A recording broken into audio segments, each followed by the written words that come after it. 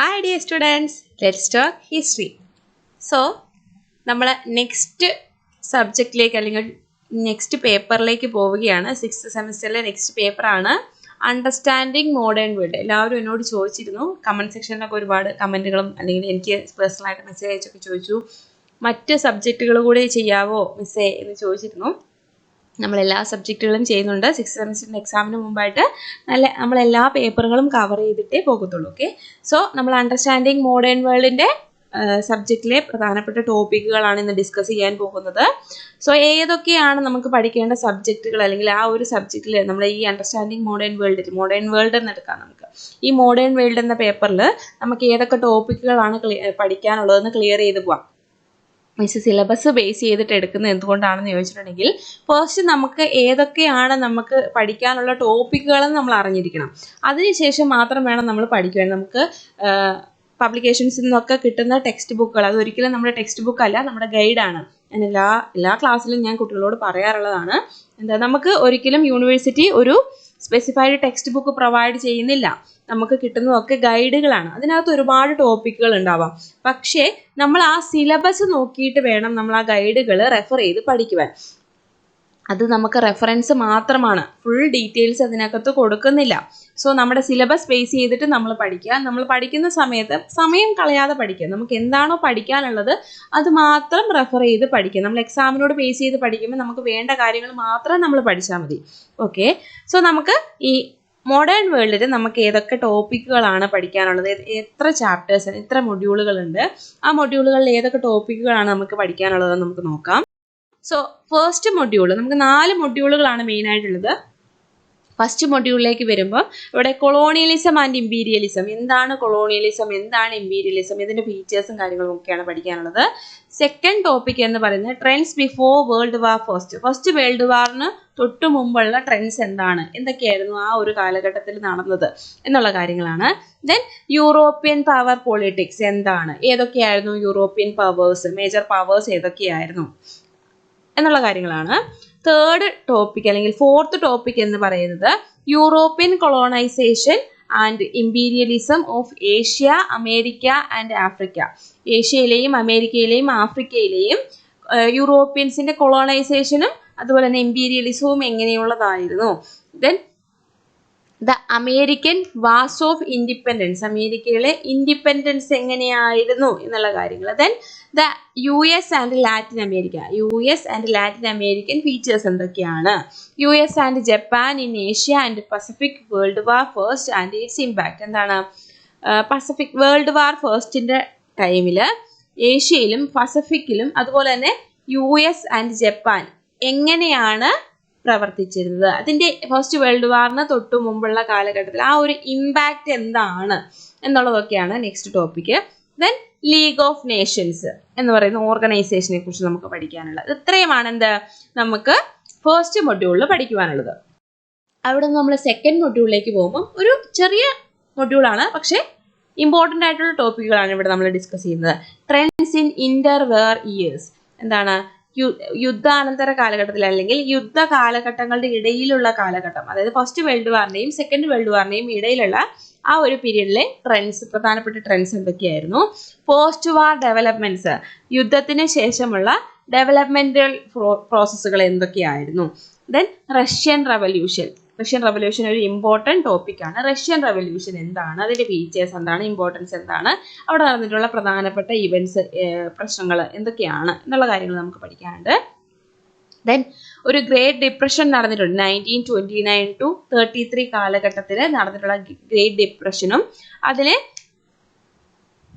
ആ ഒരു ഡിപ്രഷൻ ലോകത്തെ എത്രത്തോളം സ്വാധീനിച്ചിട്ടുണ്ട്, അതിന് ലോകത്തിൽ എന്തെല്ലാം ഇമ്പാക്റ്റുകളാണ് ഉണ്ടായിരുന്നുള്ളത് എന്നുള്ളത് നമുക്ക് പഠിക്കാനുണ്ട്.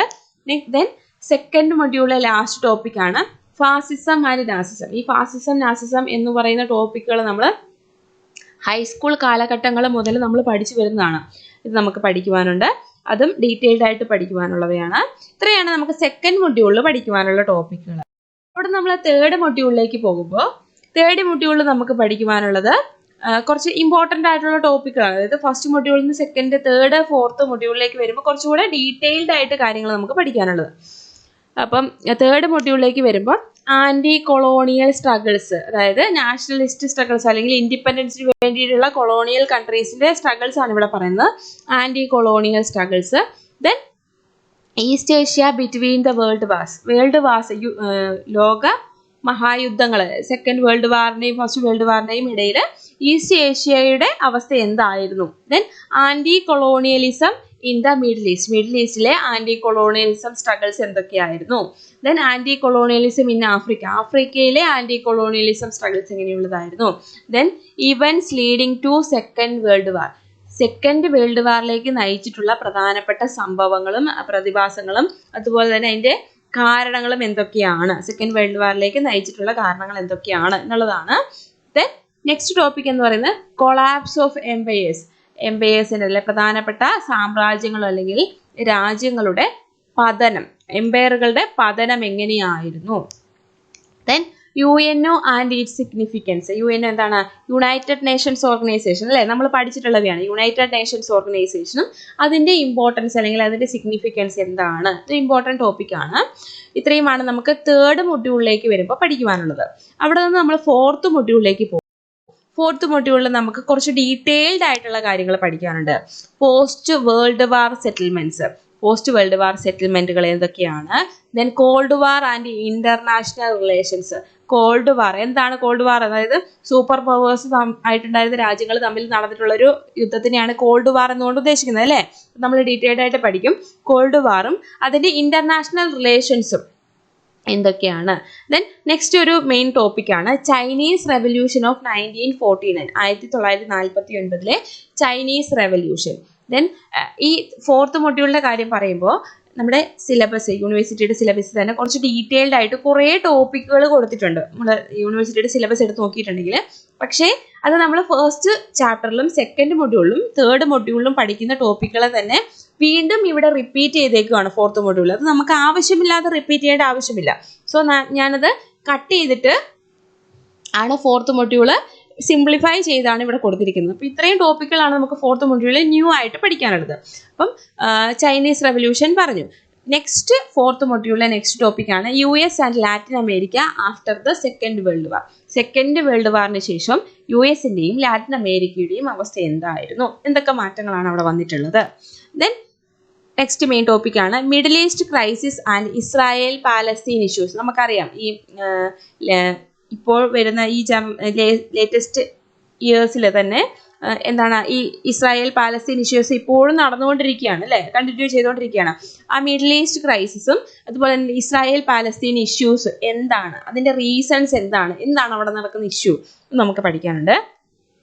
Then decline of Soviet union and the eastern block. Soviet യൂണിയന്റെ പതനവും അതുപോലെ തന്നെ ഈസ്റ്റേൺ ബ്ലോക്കും എന്താണ് ഇന്ന്, സോവിയറ്റ് യൂണിയന്റെ പതനത്തിന്റെ കാരണങ്ങൾ. അതൊരു essay ക്വസ്റ്റ്യൻ ആണ്, വരുവാൻ സാധ്യതയുള്ള ഒരു essay ക്വസ്റ്റ്യൻ ആണ്. Then new international economic order എന്താണ്, നമ്മുടെ സെക്കൻഡ് വേൾഡ് വാറിന് ശേഷം വരുന്ന ന്യൂ ഇന്റർനാഷണൽ എക്കണോമിക് ഓർഡർ എന്താണ്. ദെൻ പോസ്റ്റ് കോൾഡ് വാർ എറ, കോൾഡ് വാറിന് ശേഷമുള്ള കാലഘട്ടം, ആ ഒരു ഇറ എങ്ങനെയുള്ളതായിരുന്നു.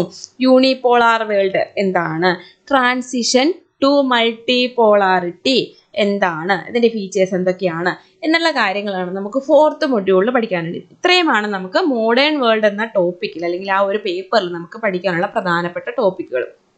കുറഞ്ഞ ടോപ്പിക്കുകളേ ഉള്ളൂ.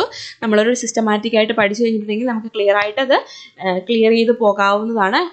ഓർക്കുക, ശ്രദ്ധിക്കുക, നമ്മുടെ ഇത് ഈ മോഡേൺ വേൾഡ് എന്ന് പറയുന്ന പേപ്പർ നമ്മുടെ മെയിൻ പേപ്പറുകളിൽ ഒന്നാണ്, 5 മെയിൻ പേപ്പറുകളിൽ ഒന്നാണ് ഈ മോഡേൺ വേൾഡ് എന്ന് പറയുന്ന പേപ്പർ. അതുപോലെ തന്നെ നമ്മുടെ ജനറൽ എസ്സേ വരുന്നതിൽ ഈ ഒരു പേപ്പറിൽ നിന്നും നമുക്ക് ജനറൽ എസ്സേ വരാം. അപ്പം നിങ്ങൾ മെയിൻ ആയിട്ടുള്ള 4 മെയിൻ പേപ്പറുകളിൽ നിന്ന് ഏതെങ്കിലും ഒരു പേപ്പർ ഡീറ്റെയിൽഡ് ആയിട്ട് പഠിക്കുക. ആ പേപ്പറിനെ ബേസ് ചെയ്തിട്ട് നിങ്ങൾ ജനറൽ എസ്സേയും എഴുതുക. അപ്പോൾ നിങ്ങൾക്ക് 2 ടോപ്പിക്കുകളും ക്ലിയർ ആയിട്ട് കിട്ടും. ഇനി ജനറൽ എസ്സേയെ കുറിച്ച് എന്തെങ്കിലും ഡൗട്ടുകൾ ഉണ്ട് നിങ്ങൾക്കെങ്കിൽ അത് നിങ്ങൾ കമൻറ്റ് സെക്ഷനിൽ ചോദിക്കുക. ജനറൽ എസ്സേയെ കുറിച്ച് ഞാനൊരു ഡീറ്റെയിൽഡ് വീഡിയോ ചെയ്യുന്നതായിരിക്കും, അതിനെ കുറിച്ച് അറിവില്ലാത്തവർക്ക് അതിനെക്കുറിച്ചുള്ള ഡീറ്റെയിൽസ് പറഞ്ഞു തരുവാൻ വേണ്ടി. ഓക്കെ, സോ നമുക്ക് ഇത്രയുമാണ് നമ്മുടെ മോഡേൺ വേൾഡ് എന്ന ടോപ്പിക്കിൽ അല്ലെങ്കിൽ ആ ഒരു സബ്ജക്റ്റിൽ പഠിക്കുവാനുള്ളത്. ഇതിനെക്കുറിച്ചുള്ള ഡീറ്റെയിൽഡ് വീഡിയോ പാർട്ട് ബൈ പാർട്ടായിട്ട് നമ്മൾ നെക്സ്റ്റ് ഡേയ്സിൽ വരുന്നതായിരിക്കും. എല്ലാവരും ക്ലാസ്സുകൾ ശ്രദ്ധിച്ച് കാണുക, ഷോർട്ട് നോട്ടുകൾ എഴുതിയെടുക്കുക, കൃത്യമായിട്ടൊരു സിസ്റ്റമാറ്റിക് ആയിട്ട് തന്നെ പഠിച്ചു പോവുക.